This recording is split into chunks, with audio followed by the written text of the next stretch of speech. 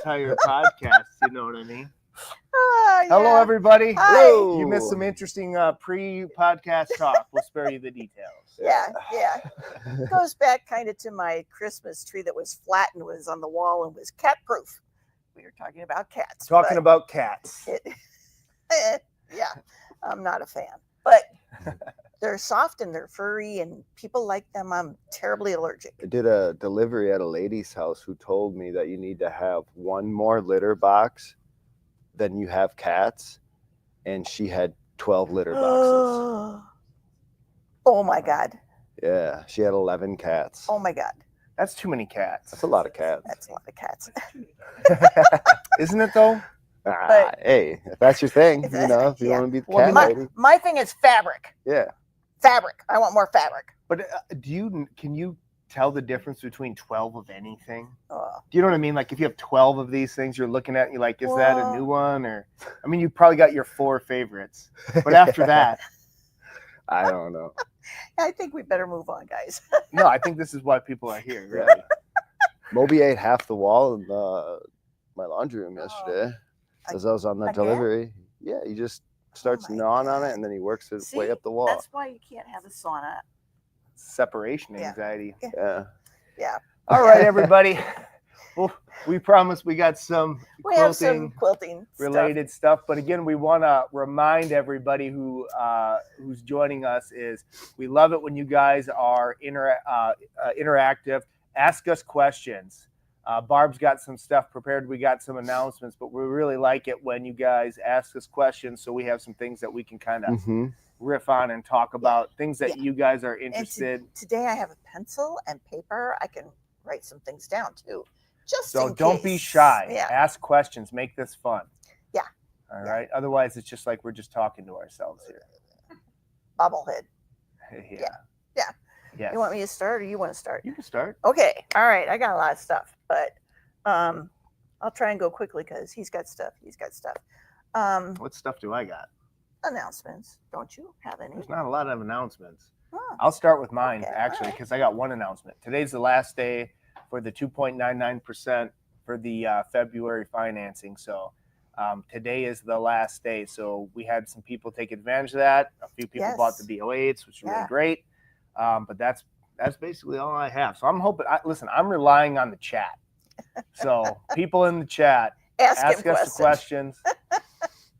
So I have something to talk about because we're light. We're light on stuff, or I am anyways. Yeah. Yeah. So I'll go next. So last week I was talking about, this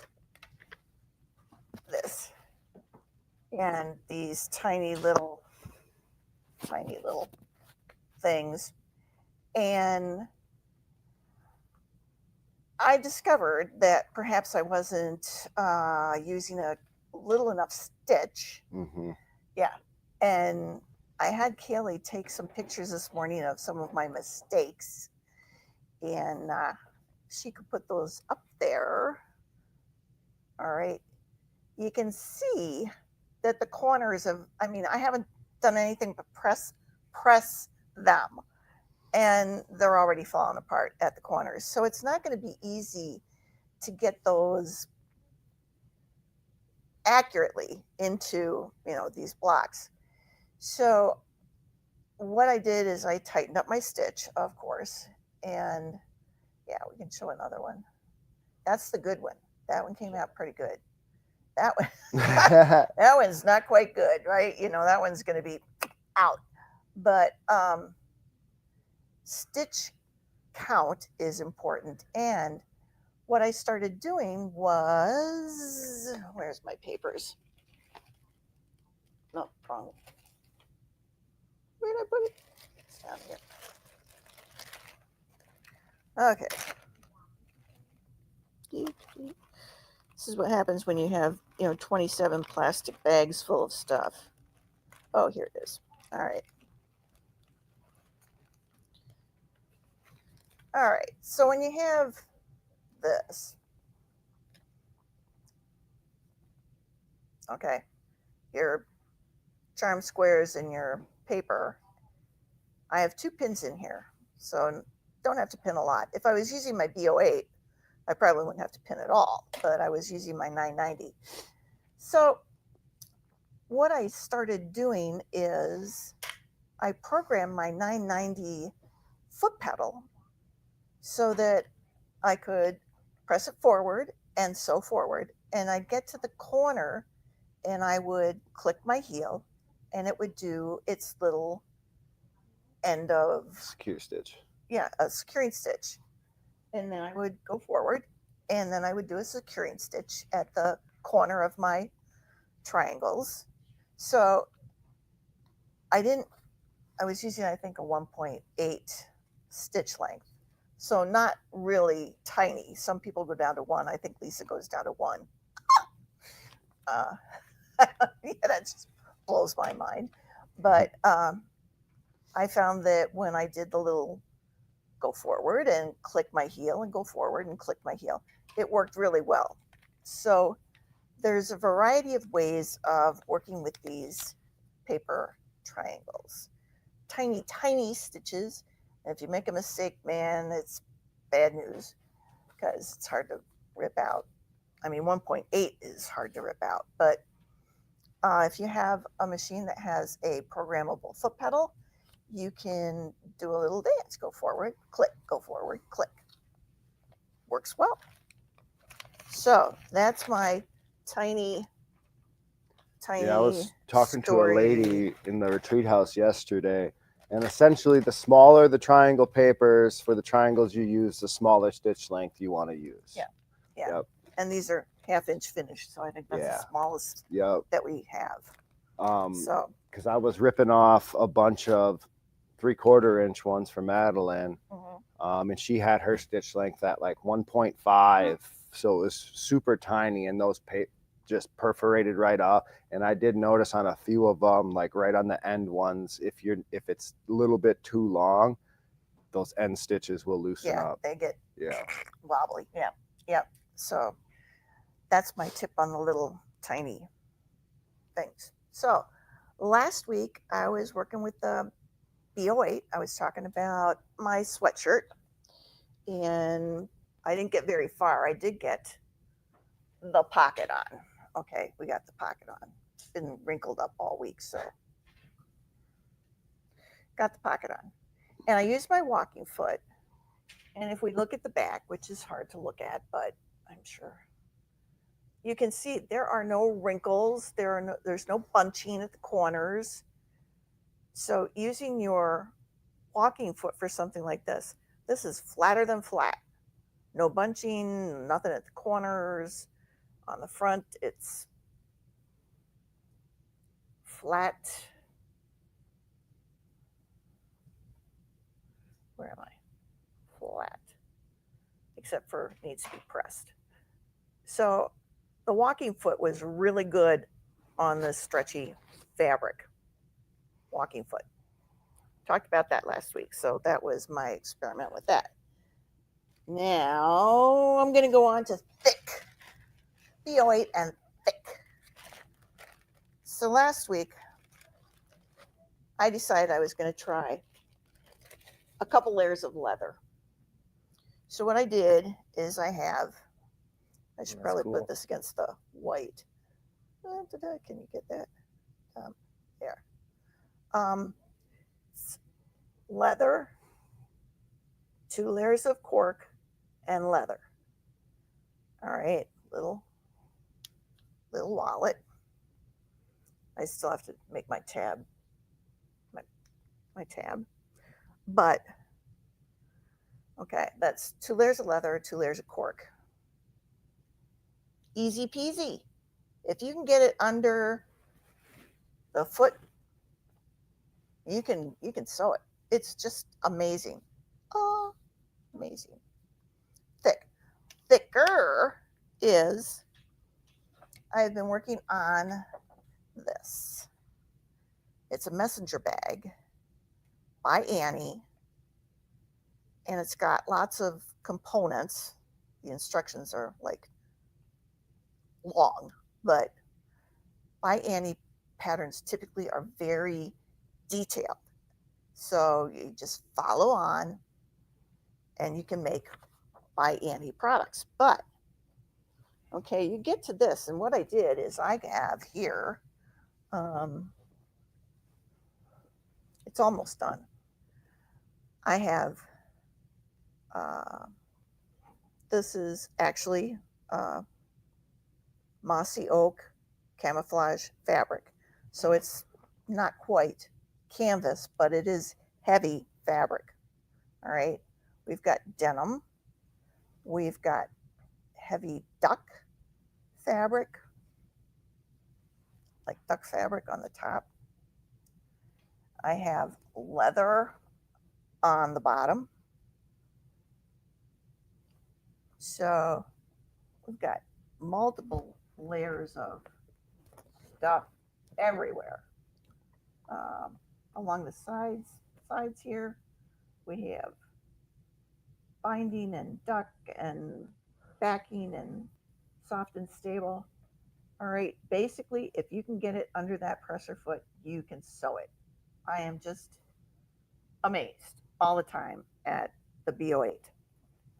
But what I didn't do, and I should have in afterthought, is I should have gotten out a couple of the different feet in the DIY kit, because there's a Teflon foot in there and there's a leather working foot in there that I probably could have used to make things a little bit easier on me. So it'll go through anything, but I have to try using my feet more, because I bought the feet. I should try them. I should use them. Walking foot, yeah, that's a good idea for a lot of this stuff. Putting the binding on some of these inside parts, I probably should have gotten out my walking foot, would have gone a little bit smoother. So when you get these feet kits, I would recommend that you play around with them. I've played around with some of the feet, but I didn't do like that leather wheel one. I should have tried that. So these projects are really wonderful trials for your new machines. So what else do I have here? I think that's it for me. That's it for you? Oh, I have a couple announcements. February 20th is, oh, she's got my educational events here. Thank you. Heidi is always on the ball, as is Kaylee with my pictures. So on the 20th, we have In the Hoop zipper bag. I have a couple of people signed up. Limit is 5. We're going to spend the day working in the hoop, making a zipper bag. That's probably like 5 by 10. It's kind of a big bag, and it's got flying geese in front, so it's more than just a plain bag. And we'll be working on that. And March 20th is pinpoint placement, helping you get your quilting designs properly placed and sized to your blocks, because I'll tell you, my blocks are not perfect.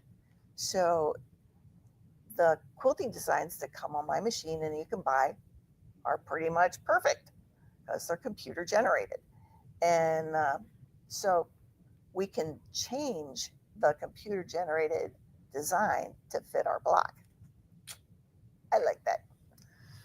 All right. What else do I have written down here? You have a couple of more announcements in that pile there. I do? Oh, okay. All right. She handed me a pile. All right. Oh, Bernina Social. Yay, I love Bernina Socials. We have March 10th. There's no April meeting. April is very busy over at the gathering, so we don't have time and place. And then we go back to meeting in May. So March 10th and May 12th, 9 to 4 at the gathering. Please pre-register at least the Friday before, so we have lunch for you. Otherwise, Erica just is kind of watching her budget and watching her portions. So if you don't register, you may get a skinny lunch. That wouldn't be good. Usually I am there. Usually Katrina is there. We're here to help you if you have issues or problems. So come and join us. Last time I got to sit at the cool table with cool girls. Usually I'm busy doing a lot of stuff, and I didn't have a lot of stuff, so I could sit longer, and that was fun. Katrina was helping some people do some embroidery cards, actually embroidering on cardstock. So it was really cute. The girls had a lot of fun. Marty was busy with a huge quilt. So come and join us. It's a great group. We have a lot of fun, and we can help you with whatever you need help with. Then we have spring sip, sew, shop, and stay. That's a lot to say. Wow. Yeah. The four Okay, S's. the 4 S's. Yeah, 1, 2, 3, 4, 5. Yeah, well, 5. Yeah. Jeez. All right.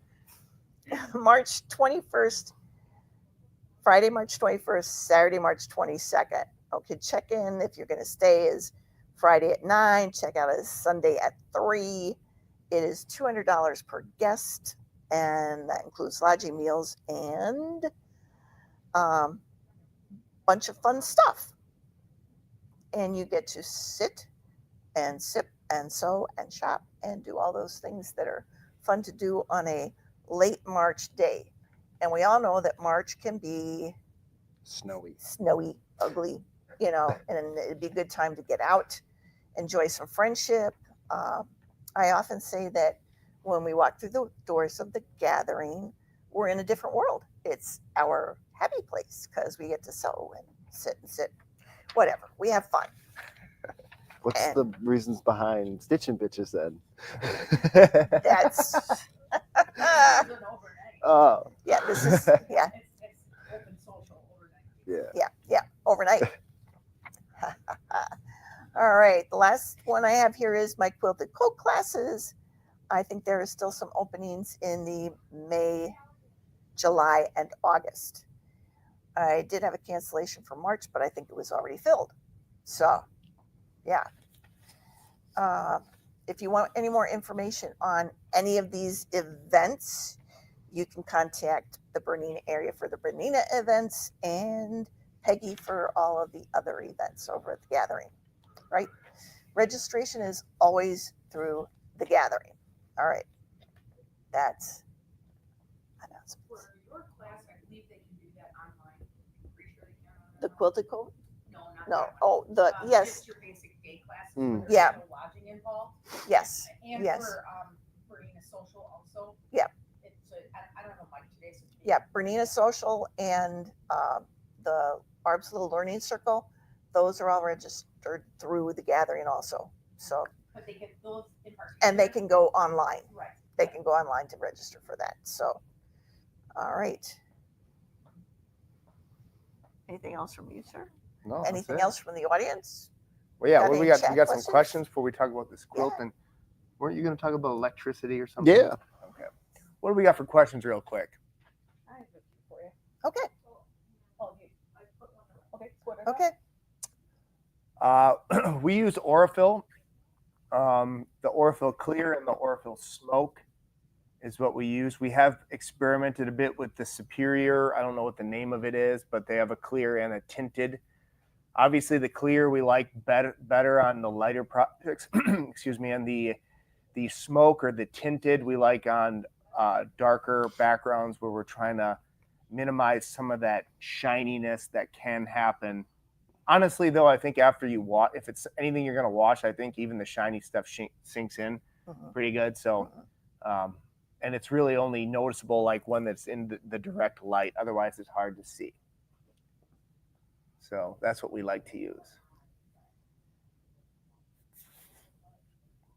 All right, what thread do you use in the bobbin? We use the Aurifil 50. Is our go-to cotton 50 weight thread. But we've been experimenting with some other stuff too. And actually we've been using some of the embroidery, the isocord. Yeah. And it really is pretty. That's a 40 weight thread.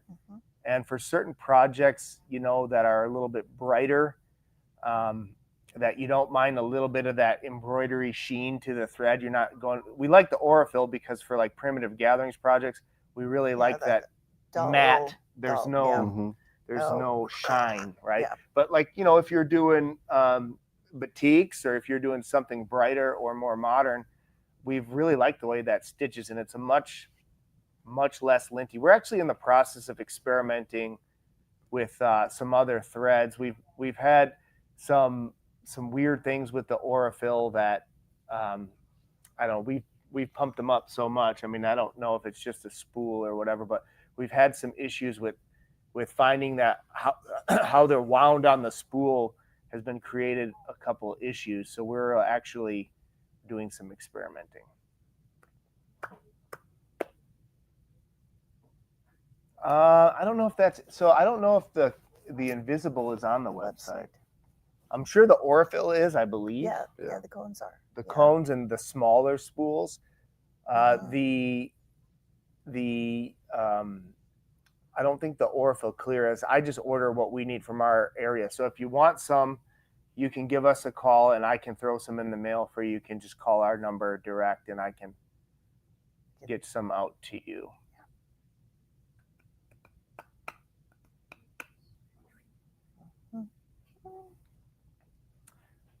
Ginny, I haven't heard from you in a while. How you doing?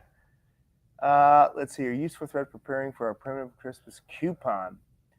So most used. So okay, I got a whole. Jeez, thanks, Ginny. She just teed that one up for me. All right. So 2370 is taupe, and like what would we say? Taupe is dope. Taupe is dope. So what we found is you can get away with 2 colors, especially in your bobbin for your backings, and at 50 whatever they are, $56 a spool for the long arm cones. Yeah. It's expensive, so it's like, do you need, you know, like the Crayola 64 color? Or, you know, you don't. You can get away with a few colors, and this is what I recommend. And I do a little mini class for everyone who comes for long arm training. You want 2370 specifically, especially if you're into the primitive gatherings sort of colorway, you know, especially the traditional stuff. It just looks so great on the darker reds, the darker blues, the greens, the oranges, all of it. It literally, all the warm tone fabric lines, it just disappears in all of that. And honestly, as crazy as it sounds, because you'd hold up the spool next to it and you'd be like, no way you picked that, right? Yeah. But honestly, it's on. Like if you have a dark, Yeah. like a dark, you know, red, that, you know, that Christmas red that's in so many of our fabric lines, I prefer the way the 2370 looks over like the matching red. Like, red it just looks better. Yeah, and maroon navy is the worst. We've talked about that. Yeah. That's like the ultimate. There's 3 colors that we stay away from. That's red, navy, and black. Yeah, even black on black, the stitching. I do use black because sometimes you have to, but on the bobbin, but not on the top. No, not on the top. I'm talking primarily in the backing right now, but the same rules kind of apply for the tops as well. But like usually we're using the invisible in the tops for a lot of this stuff, or the. But anyways, and then you need a gray, a good medium gray. And that works for all of the kind of cool, if you think of it like lighting, like if you're at Home Depot or Lowe's or whatever, and you got warm lighting, that's that sort of yellowish tint. And then you got the cool lighting, that's that more fluorescent. Anything that you would associate with that cool, the gray is a great all-purpose color. It blends and it camouflages.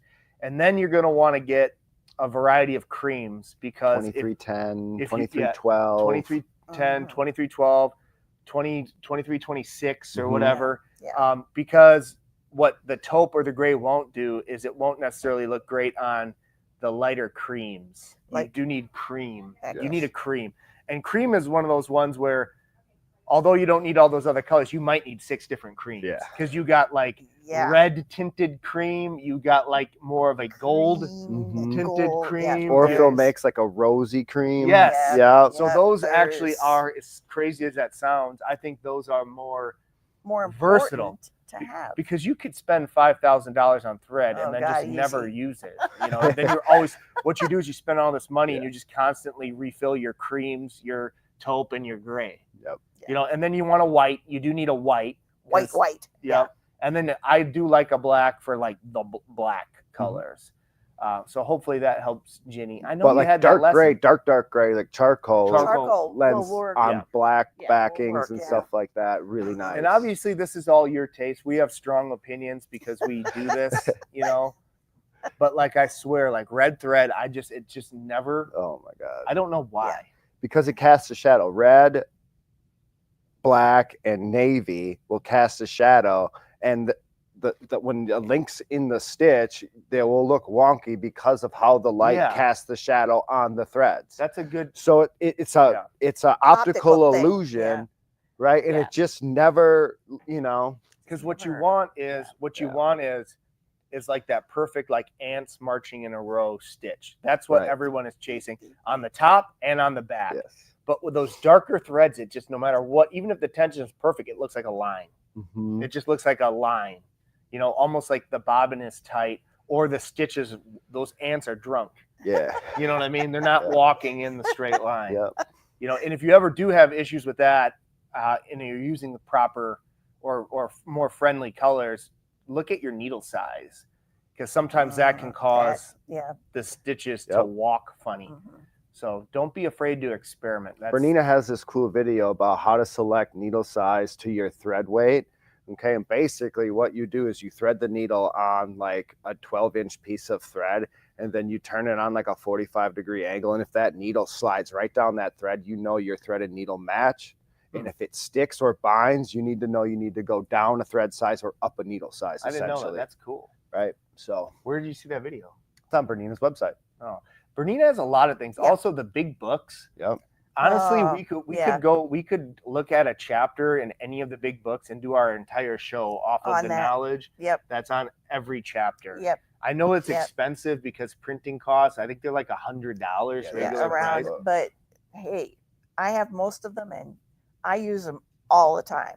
It's like an encyclopedia Yeah. of knowledge. And then I don't have to go and, I mean, I'm in my sewing room. I don't have my computer there. I do have my phone, but it is a whole lot easier to have my book, behind me. And I know, okay, it's, look at the table of contents. It's there. It's got pictures. I can read it over and over because sometimes I don't get it the first time.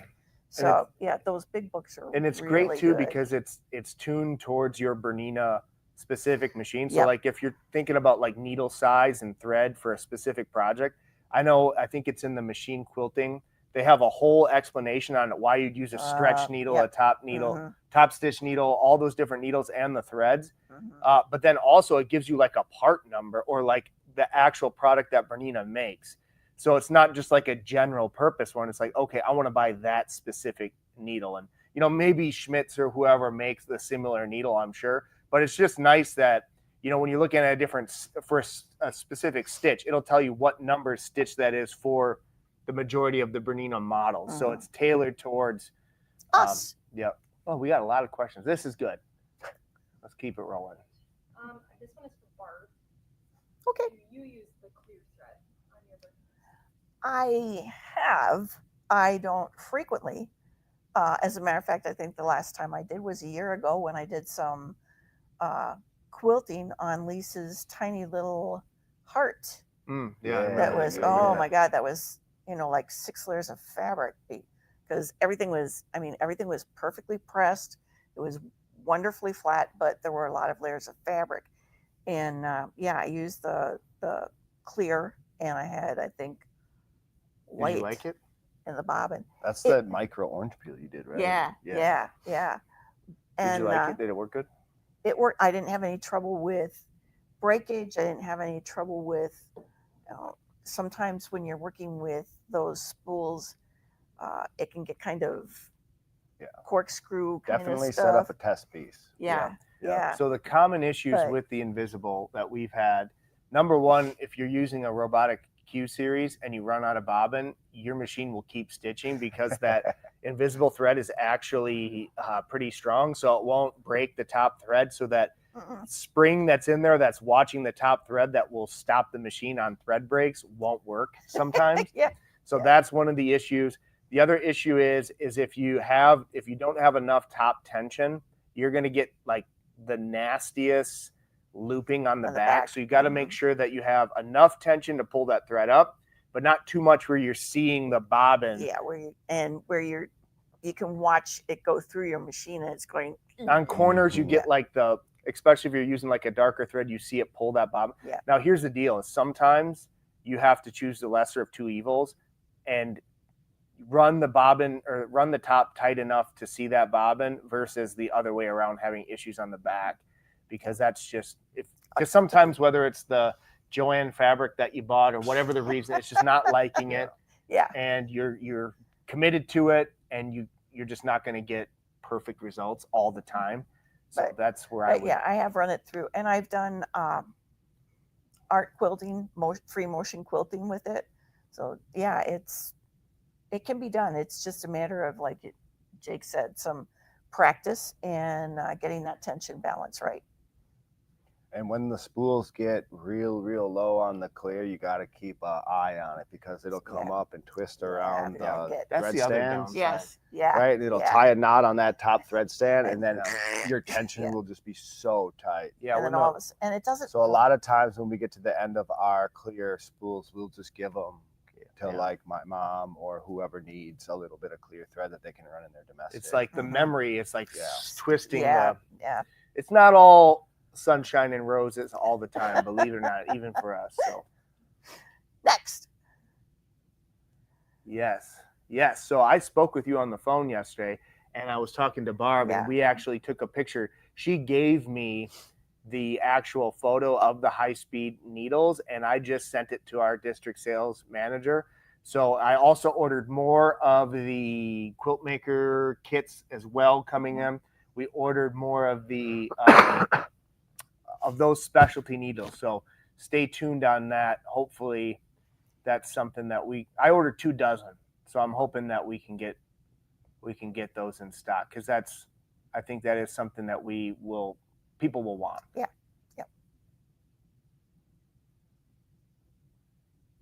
Oh, Connie, does this quilt look familiar? Oh, yeah. Connie. Connie, you have text me. Text me. Connie calls the store, emails the store, and texts me. You got to pick one mode. Just text me. I'll work with you. I'll work with you directly. Better communication. Yeah. Okay. So I'll pull a set of those aside for you, because I know you're coming to pick up your machine you bought and this quilt that we're going to show off here. So and when you have, like, what is it this month? Is it the walking footing? No, this month was the 72. Remember? Oh yeah, right. 72, 72S, 73, 74. Yeah. And Luke spoke at length about it on the long arm, but those feet also go on the domestic models and are really good with rulers on the domestic models. So it's not just a long arm. Those aren't just long arm feet. They are really good on your domestic machines too, for ruler work, just so you know. All right. And if you want them, call us. You got a good question here for Jake. Lou Ann's question. Oh boy.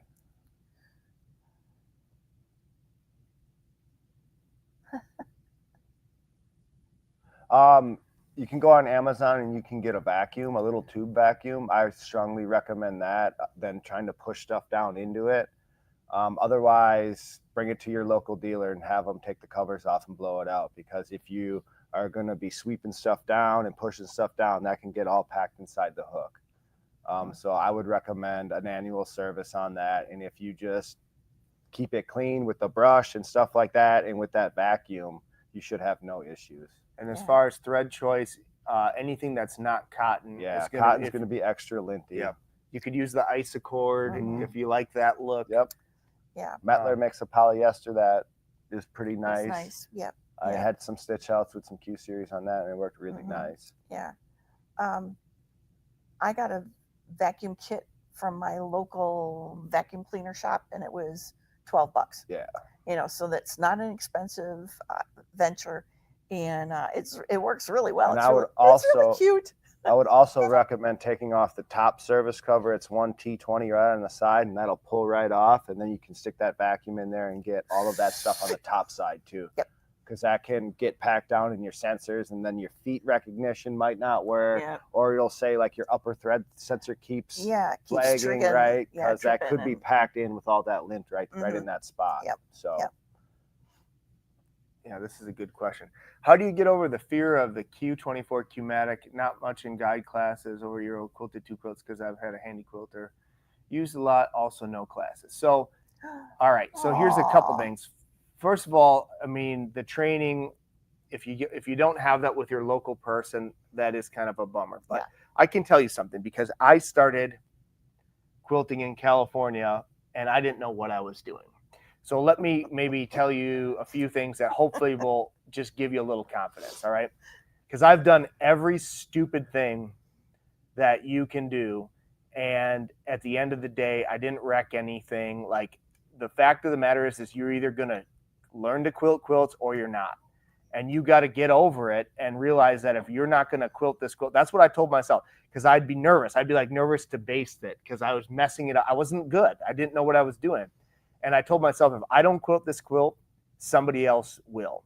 And what you got to think is there's a certain number of quilts, and depending on your learning curve, right? It might be 10, it might be 100, it might be 5, it might be whatever.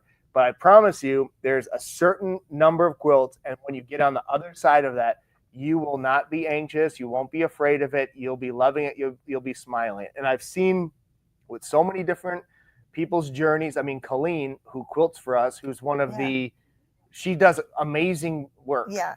And hopefully she's watching right now. But and she'll agree and she'll admit to it. Like, honestly, that she was like the one person. She knew nothing. Well, she was so worried about messing, and it was a good thing because it's good to care, right? But she was like the one person who, and it's funny because she now does such great work, so I can say this, but she was like the one person that I didn't know if she had it in her to do it. Like, and it wasn't because it was because she just was so nervous about it, right? But now she cranks these quilts out. And she's they're like, gorgeous. she's a professional. She's great. Yeah. You know, she quilts more than anybody, you know? Yeah. And it just was a certain amount of work you have to do. You have to do it. Yeah. Quilt things that you're not going to cry if you destroy, and understand that you're going to do dumb things. I've loaded backs upside down. I've loaded backs backwards. I've sewn on leaders. I've broken needles. I've done all sorts of stuff that, you know, The tension issues. Yeah. the fact is you can rip it out. You can rip it out, and you can, you know, if you get some training, like what the people who take our classes, they avoid the cost of those lessons, right? Like, it's better to get the cliff notes so you don't have to experience every horrible thing. But at the end of the day, you just got to do it. Yeah. You just got to do it. It's like free motion. It's your People pep are talk. scared of free motion. It's like, just do it. You know? Yeah, just do it. Yeah. Just do it. Practice on things that you know, panels and things like that. All right. I know people love it. To me, I've used it. yeah. I've used it. I have one cone. So, and it's not well used yet. I've used it on my Q20.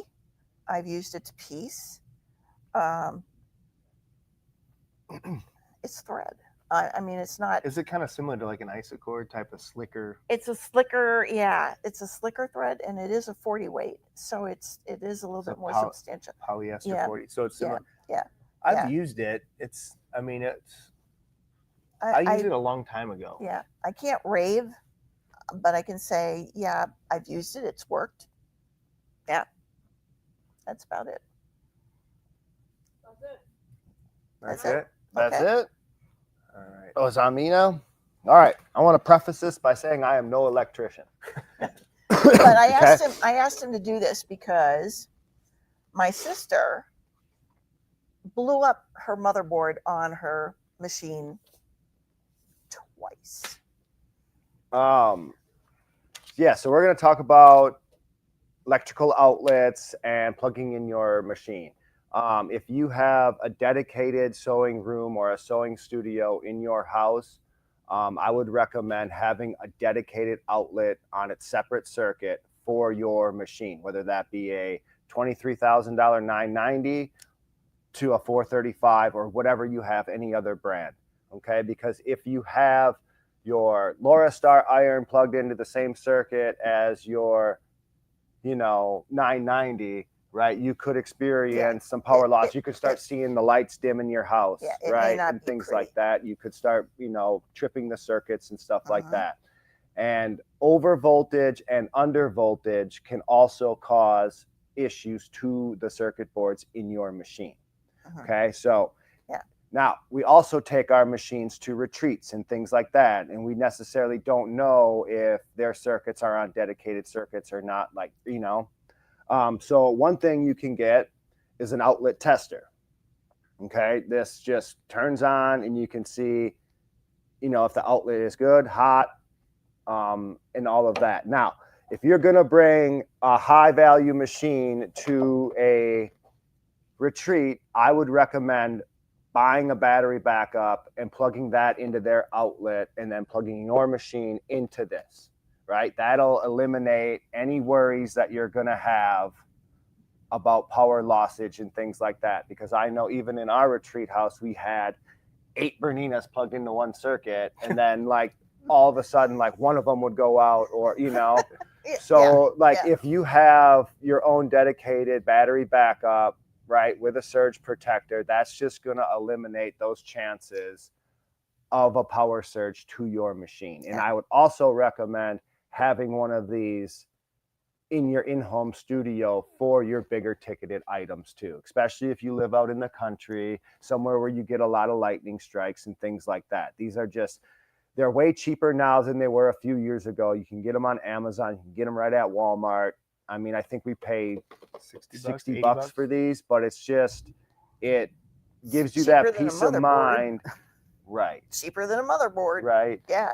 So, and also too, I live in a house that was built in the 50s, and I had to replace a ton of outlets in my house. And the 790 Pro that I brought to my house would always trip those. So I had to go get a bigger GFI for the dedicated outlet that I was plugging my machine into.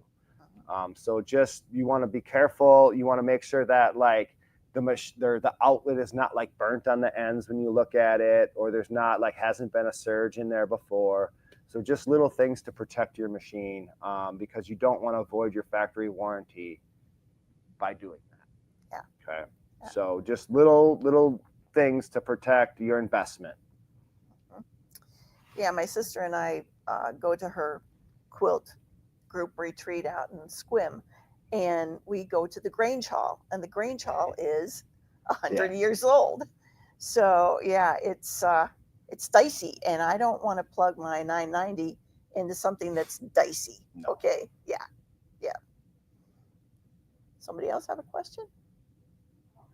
All of the machines, all of the Berninas, all of the machines in the industry have the tags on the back that have the voltage, have the watts, all of that is on the back of them.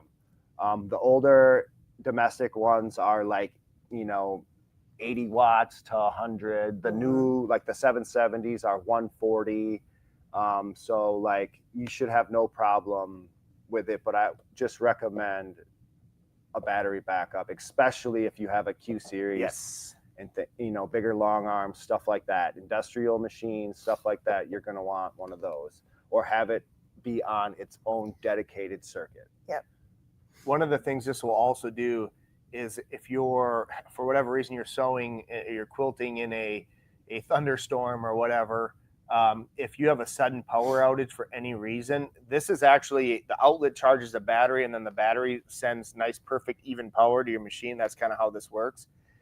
So if you're in the middle of running something with a robot, you won't get that sudden machine stop. Now, you probably can't finish the quilt, but it will get you to a point where maybe you can finish out, or at least pause, save, do whatever you need to do. So.